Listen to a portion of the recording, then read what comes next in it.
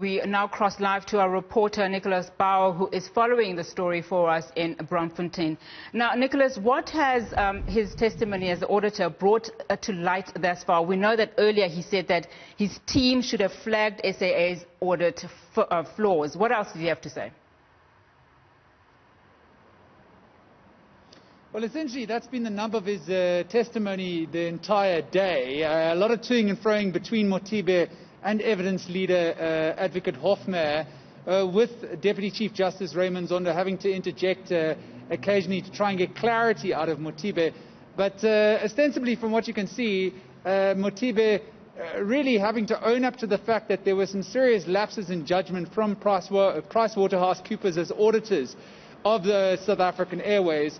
And there's one particular moment in testimony where the Deputy Chief Justice said, is this not essentially a dereliction of duty on Pricewaterhouse Coopers' behalf by noticing these irregularities in the way that SAA have put their financial statements together during your auditing? Surely wasn't it your responsibility to flag these things? And essentially, Mothibe having to concede, as he did in that clip that we played earlier. And this has just been the theme throughout the day with his testimony, with Advocate Hofmeyr pointing to instances where PwC would have been expected to flag problems with SAA's audited financial results. We must remember that the period under question is really when the true problems with SAA's finances started. It was around this period that the SAA Financial Committee and as an entity as a whole couldn't properly present its own financial results. So, to my mind, I am a financial layman, if you will. It should be at least expected from an auditor whose job it is to try and give the green light or red light against financial statements to flag serious irregularities like the ones that SAA were experiencing.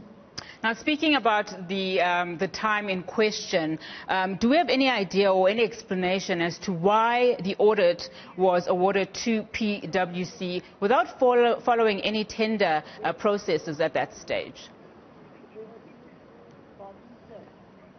Well, this is another question that has arisen during the testimony of Mothibe. From what has come out, he's essentially said that this tender to do the books and audit the books of SAA was awarded for only a year under the understanding that it would be a rolling contract for 5 years. Now, this was put before the Commission by evidence leader Advocate Hofmeyr that this was highly irregular. Essentially, the audit responsibility should go out to tender and should go out to tender regularly. And if it's going to be for a period longer than 1 year, it should be stipulated in writing. And Mothibe has been at pains to try and explain how an understanding that it would be renewed on a rolling basis year after year could be sufficient for PwC being put in charge of auditing those financial statements from SAA. But it hasn't exactly been a response that Deputy Chief Justice Raymond Zondo has accepted. It's essentially been put to Mothibe that that tender was awarded irregularly. Now, while airlines are under the spotlight, just take us through what are the next steps in terms of his testimony and anyone else that is likely to follow thereafter. Well, at this stage, we just don't know who is going to be called next.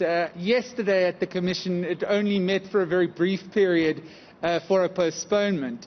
During the period that the Commission has reconvened after COVID-19 hit South Africa's shores, it's been very unpredictable as to who will appear before the Commission and indeed for how long. What we know is that Mothibe will continue with his testimony throughout the day and possibly during the course of tomorrow as well.